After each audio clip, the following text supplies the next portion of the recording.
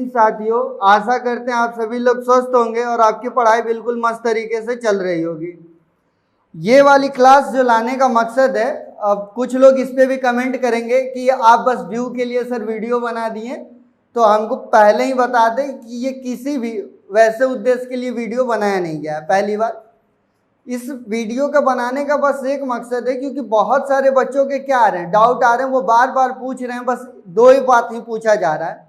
एक कि sir EWX का जो आरक्षण है वो किस हिसाब से मिलेगा, और उसके लिए हमारे एक ललित नाम के कोई स्टूडेंट हैं जो कि बहुत ही परेशान है। वो स्टूडेंट क्या कहेंगे, वो भी हमारे एज के हैं, तो वो हमारे दोस्त ही मानिए, वो हमारे दोस्त की तरह हैं। उनका बहुत डाउट है कि सर EWX आरक्षण के बारे में क्या होगा, आप उसके बारे में थोड़ा जिक्र करिए, फिर से एक वीडियो लाइए। तो वैसे ही बस सिर्फ ललित की बात नहीं है, ऐसे बहुत सारे बच्चे हैं जिनका कमेंट आ रहा है। और उसके बाद साथ में महिला फीमेल कट ऑफ क्या होगा, उसके लिए भी बच्चों में कन्फ्यूज़न है कि फीमेल सर आखिर में कट ऑफ क्या होगा।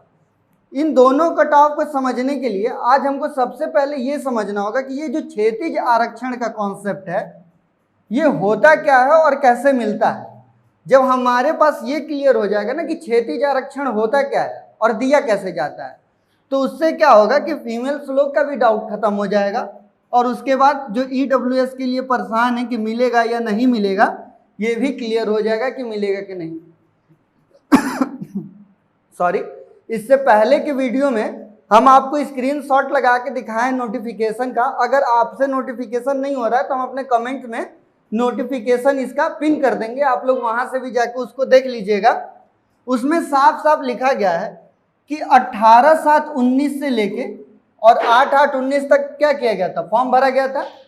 भर्ती बोर्ड बोला है कि जब ये विज्ञप्ति जारी की गई और जब इसके बारे में बोर्ड से सुझाव आया बोर्ड के पास कि आप एग्जाम कंडक्ट कराइए, इतने पद रिक्त हैं, तो उस टाइम EWS के बारे में किसी भी तरीके की चर्चा नहीं थी, इसलिए इसका कोई सेपरेट सीट नहीं दिया गया। मतलब वहां पे नहीं बताया गया कि EWS का सीट कितना होगा। पर उसके जब फॉर्म आया तब तक EWS क्या हो चुका था, प्रभावी हो चुका था हमारे फरवरी में ही पूरे यूपी में।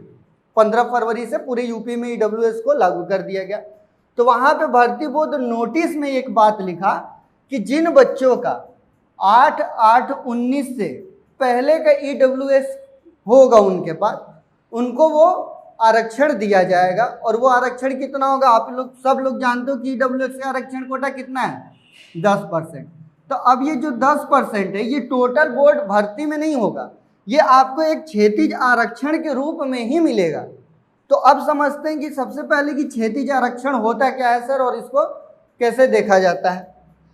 जब क्षैतिज आरक्षण की बात करते हैं तो एग्जाम्पल के लिए मानते हैं कि जैसे हमारे पास कितना है, 100 सीट है, ठीक। इस 100 सीट में SC भी हैं, ST भी हैं, OBC भी हैं और EWS भी हैं। क्लियर।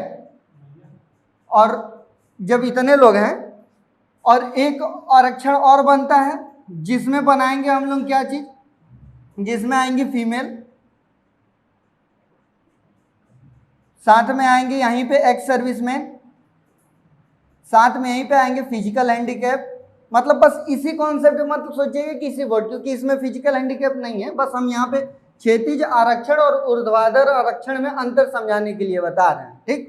यहाँ पे हो गए फिजिकल हैंडीकैप, स्वतंत्रता सेनानी, फ्रीडम फाइटर, मतलब जितने लोग हो रहे हैं वो लोग अब आते हैं यहाँ पे क्षैतिज आरक्षण के रूप में, ठीक।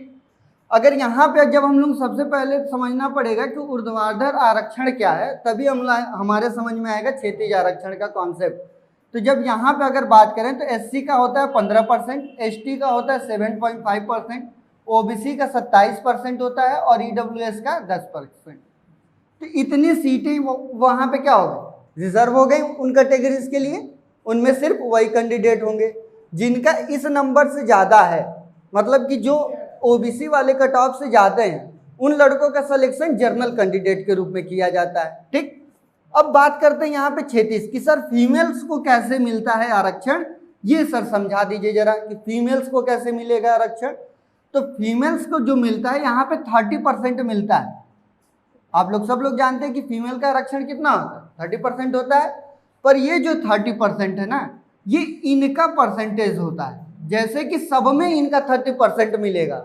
अब एससी की जब बात करेंगे हम, तो जो महिलाएं एससी कैटेगरी से आती हैं उनका कट ऑफ जो जाएगा वो फीमेल एससी के कट ऑफ से कहाँ से, जैसे ये 15 सीट मान लेते हैं टोटल था, तो इस 15 का 30% उनका क्या होगा, वो सिर्फ फीमेल्स के लिए होते हैं।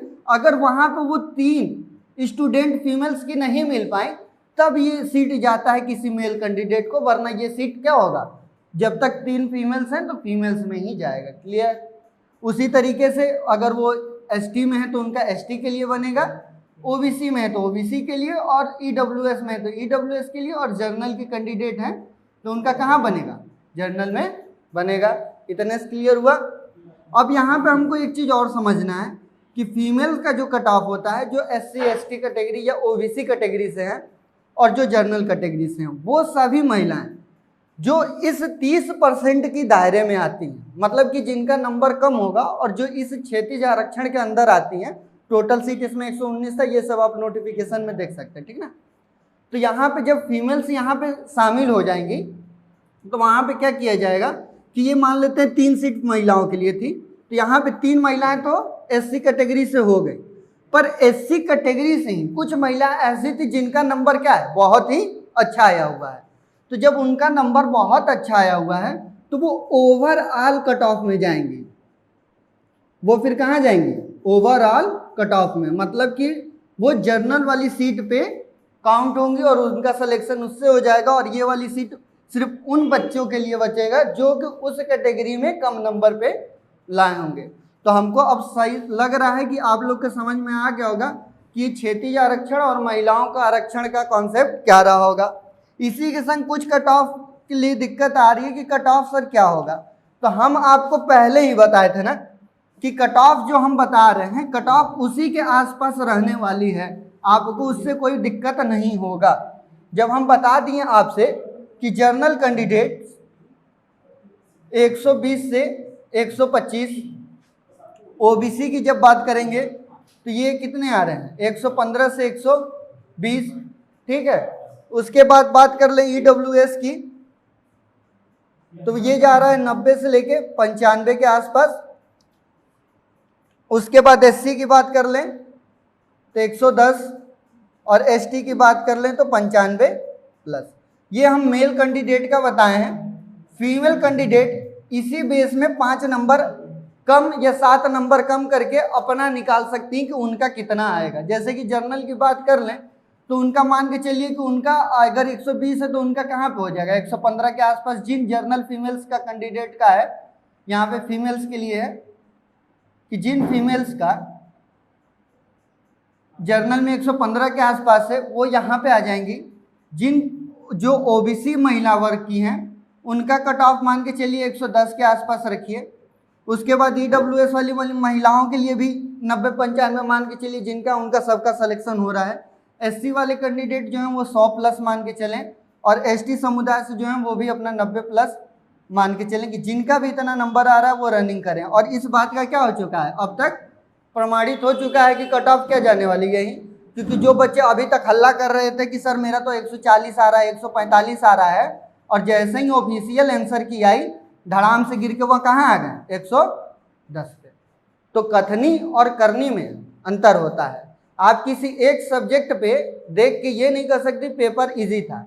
जो जीएस का पार्ट था ना, उसको करने के लिए उसको साइंटिस्ट लोग चाहिए, तो वो भी कौन से, भूवैज्ञानिक वाले। जो भूवैज्ञानिक रहे होंगे वही उस क्वेश्चन को कर पाएंगे। और करंट वाले क्वेश्चन ऐसे थे जिसको पढ़ने से ही दिमाग में करंट लग रहे थे। तो ये रियल में जो बच्चे तैयारी कर रहे होंगे वो अच्छे से इस चीज़ को समझ पा रहे होंगे कि इस कट ऑफ तक आना भी क्या है, मुश्किल है। और कट ऑफ इतने जाने के पीछे एक और रीज़न है। क्या रीज़न है, वो दौड़। ये जो दौड़ है ना भाई साहब, ये मेल के लिए 10 kg वेट लेके 25 किलोमीटर तक जाना है, वो भी कितने देर में, 4 घंटे में। अच्छा, पहले वीडियो में हमसे थोड़ा सा मिस्टेक हो गया था कि वहाँ पे फीमेल के लिए भी हम वेट बता दिए थे, पर फीमेल के लिए वेट नहीं है, उनको सिर्फ 14 किलोमीटर 4 घंटे में ही अपना क्या करना है, कंप्लीट कर लेना है। तो यहाँ पे लेकिन एक चीज़ समझिए कि ये जो 25 किलोमीटर, ये जो 14 किलोमीटर आ रहा है रनिंग का, आप भैया हमको सच्चाई बता दीजिएगा।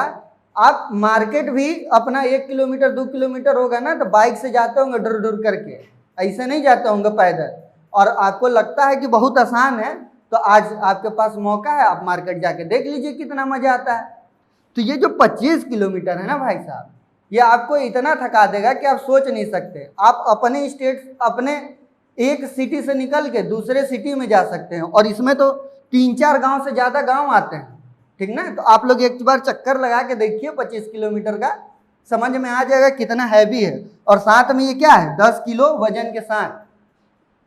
और आप लोग किसी भी चीज़ को ना, बस किसी भी चीज़ को जोड़ने लगते हैं कि अरे ऐसा नहीं है, फलाने फलाने टीचर इतना कट ऑफ बता रहे हैं। तो आप लोग अभी क्या है तो हमारे उम्र के बराबर के ही, लेकिन आप लोग अभी उस चीज़ को सोच नहीं पा रहे हैं। क्या नहीं सोच पा रहे हैं, उस चीज़ को भी आप समझ ही जाइए कि कट ऑफ का खेल होता क्या है रियलिटी में। तो जो हमारे मास्टर्स होते हैं ना, जो मास्टर लोग हो गए हैं, जिनको हम ही लोग बनाए हैं, ऐसा नहीं कि वो लोग पढ़ाते अच्छा नहीं है, पढ़ाते बहुत अच्छा है, पर वो लोग ना साथ में बिजनेसमैन भी हो चुके हैं। वो कैसे हो गए हैं, जब भी प्री की कट ऑफ आएगी तो वो आपको बोल देंगे कि जिसका 40% भी होगा ना, वो सारे लड़के फॉर्म भरेंगे। और जैसे ही मेंस का कट ऑफ कभी आएगा तो सीधे, अगर 150 नंबर का पेपर है तो सीधे कह देंगे 140 नंबर जिसका आएगा उसी का होगा, बाकी किसी का नहीं होगा। इसके पीछे का लॉजिक क्या हुआ, यहाँ पे जब हम 40% देते हैं कि कट ऑफ 40% होगा, तो यहाँ पे उनको अपना पेड कोर्स बेचना होता है, क्योंकि 40% बोले हैं कि 40% से ज़्यादा, और मैक्सिमम लड़के क्या होंगे, इनरोल होंगे, और सारे लड़के फॉर्म भर देंगे, वहाँ पे जाके पेड कोर्स ले लेंगे, स्टडी करने लगेंगे, और रियल में उनका क्या सिलेक्शन होने वाला नहीं है, मेंस भी नहीं दे पाएंगे। मेंस में उनका ज़्यादा बताने का मतलब यही होता है कि लड़का पहले ही हताश हो जाए कि होगा ही नहीं, और वो तैयारी सही से करेगा नहीं, और तैयारी करेगा नहीं तो सिलेक्शन कहाँ से होगा। अब जो यहाँ पे प्रैक्टिस नहीं करेगा 25 किलोमीटर का, तो वो कहाँ से होगा सिलेक्शन, होगा नहीं। और इतना नंबर देख के वो पहले ही सोच लेगा कि अरे यार नंबर तो बहुत ज़्यादा, मेरा कम है, होगा ही नहीं, तो फिर से कोई नया पेड कोर्स को लेगा और उससे पढ़ेगा। तो आप बिजनेस मार्केट को भी समझिए, बस अब स्टडी पढ़ाने का जरिया नहीं हो गया, बस ज्ञान देना ही नहीं रह गया है, यहाँ पे बहुत बड़ा बिजनेस भी हो चुका है ये, ठीक। तो आप लोग एकदम निश्चिंत रहिए, जिनका भी इस कट ऑफ के अंदर आ रहा है वो लोग क्या करें, आंख बंद करके अपना रनिंग करते रहें। हम ऐसा तो कह नहीं रहे कि आप स्टडी मत करिए, पर आप स्टडी के संग संग क्या करिए, अपना रनिंग पे भी फोकस करिए। और जिनसे इससे ज़्यादा है उनको तो कुछ सोचना ही नहीं है, उनका सिलेक्शन हो रहा है भाई, आप लोग क्या करिए, आराम से रनिंग करिए, अपने सेहत पे ध्यान दीजिए। और जिनका इनके बीच आ रहा है वो भी क्या करें, अपना रनिंग करते रहे, ठीक है। अगर किसी तरीके का अभी और भी डाउट रह गया तो आप लोग कमेंट कर सकते हैं। मिलेंगे नेक्स्ट वीडियो में, तब तक के लिए जय हिंद, जय भारत।